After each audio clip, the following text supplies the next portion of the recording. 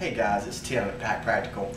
A couple people have asked me what I think about go bags or ready bags, or I've even heard them called Jack Bauer bags. You know, the bag that you always seem to have with you when something goes wrong, whether you have car trouble or whether there's some kind of terrorist attack, a civil outbreak, even things as crazy as, say, an electromagnetic pulse where our TVs don't work anymore, our cell phones don't work, our cars don't work.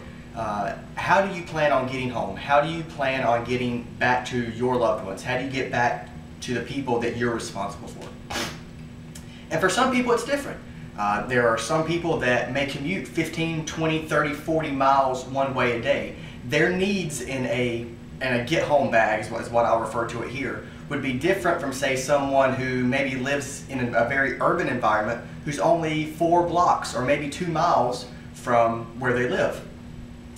So for me, I have about a 20 to 25 mile one-way commute, so taking that into consideration, here are the things that I'll have with me probably on any given day.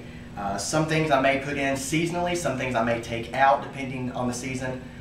When it's during the colder months, for example, I can typically put in hand or feet warmers. You can put in an extra pair of socks.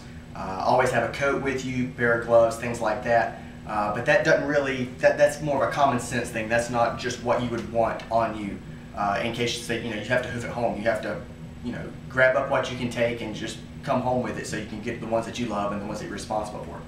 So starting out, I'll kind of start from the medical side of things. It's been said before, and I'll reiterate this again, you are more likely to save a life than you are to take one.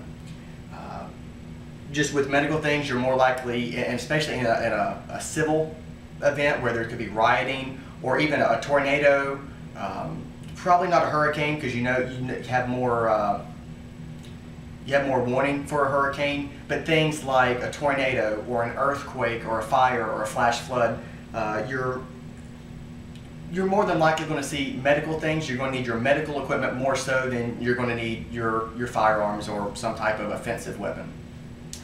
So to start out, I've got a prepackaged medical kit from Austere Provisions. It's a good friend of mine, Mike Griffin. He's been all over the world as a medical contractor. This is the kit that he puts together. It is more of a gunshot wound kit. That's what it's more or less designed for, but you can use it once you have learned how to use it and know what's in and once you know what's in the package, you can use that way better as far as your training. Take things like extra bandages. Another med kit here, because you can't really have too many med kits.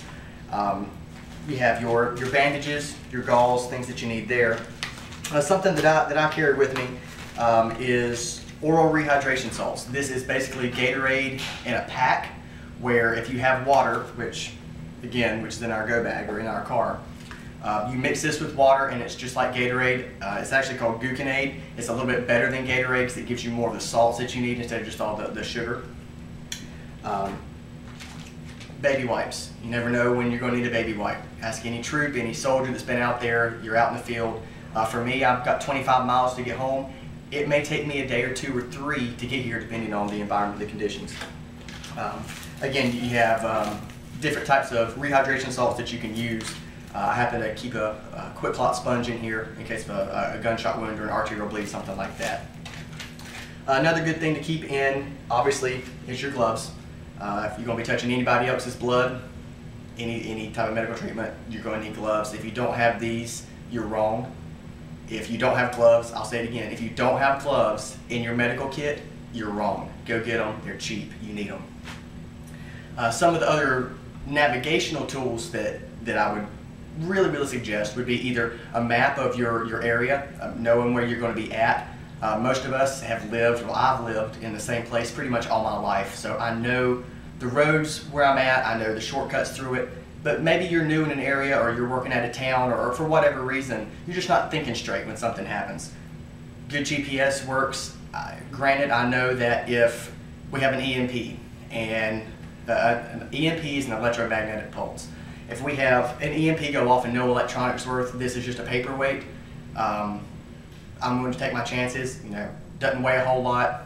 tells me where I'm at, tells me where I'm going, keeps me safe, lets me know where I'm at. And in case you don't have a GPS, you can get one of these right here. It's just a compass.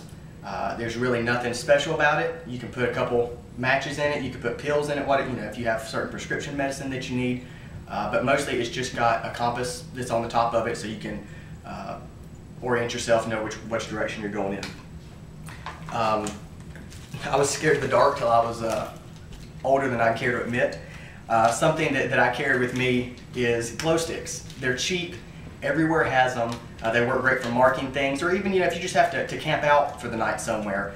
You don't want to use all the batteries in your light, you don't want to use the batteries that you have for your flashlight, for example. Just for little things while you set up camp somewhere, so to speak. So these work really well.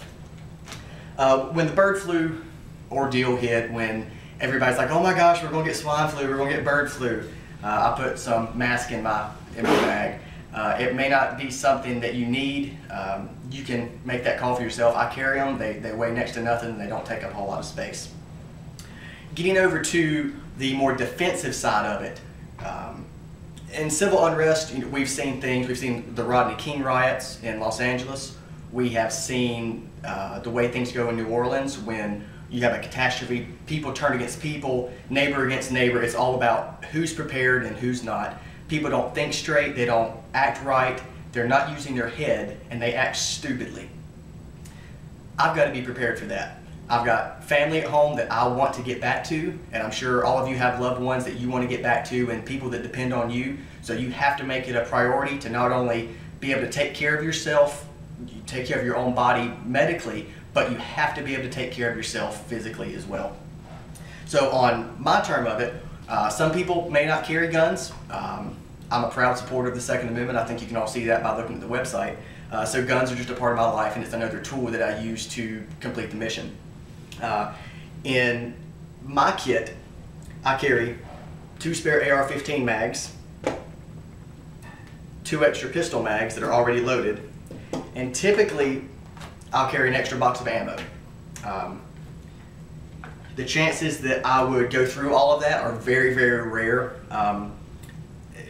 With the magazines and the ammo that's already loaded and the weapons that I have, if I go through 90 rounds of a rifle, 90 rounds of rifle ammo rather, and say 75 or 80 rounds of pistol ammo, I've had a really bad day. You just gotta take what you get at that point and keep going.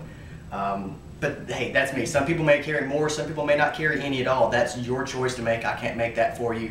I would encourage you to be self-sufficient, be able to take care of yourself, but again, that's a personal preference that you have to make. You always need a knife. You never know when something needs cutting. Not necessarily stabbing, but you get out and you need to cut a piece of fabric, you need to cut a bootlace off to make a temporary tourniquet. There's many, many uses for a knife, even if it's just opening up a box of food that you find in a warehouse somewhere. So having a way to cut something is real good. You can pick up these knives, they're really cheap, they don't have to be great. This is a Cold Steel Master Hunter. I've always liked Cold Steel. They've been really, really helpful in supplying the things that we need, and they're great quality knives. Again, flashlights. All right, I like flashlights. I don't like the dark. I can make you a promise. I guarantee you every day it will get dark, period. It's gotten dark every night since the beginning of time, and it'll get dark until the end of time. Carry flashlights, extra batteries. They're cheap, they don't take up a whole lot of space. Again, I don't like the dark. I can't see in the dark. I wish I could, but I can't. Bad things happen at night. That's why criminals break in at night. That's why all the random acts of violence, they happen at night under the cover of darkness. Be able to see. Some of the other things that, again, grenades are kind of cool. They're for smoke. You can do what you want to with them. Some people like them, some people don't. It's good for marking things. And something I also carry with me is just weapon oil, lube for weapons, and you can also carry a little pen drive on here. It just keeps your information if you need it. In the next video, we'll be talking more about the bags here, and I hope you enjoyed the video and you'll take a look at the next one. Thanks for watching. Have a good one.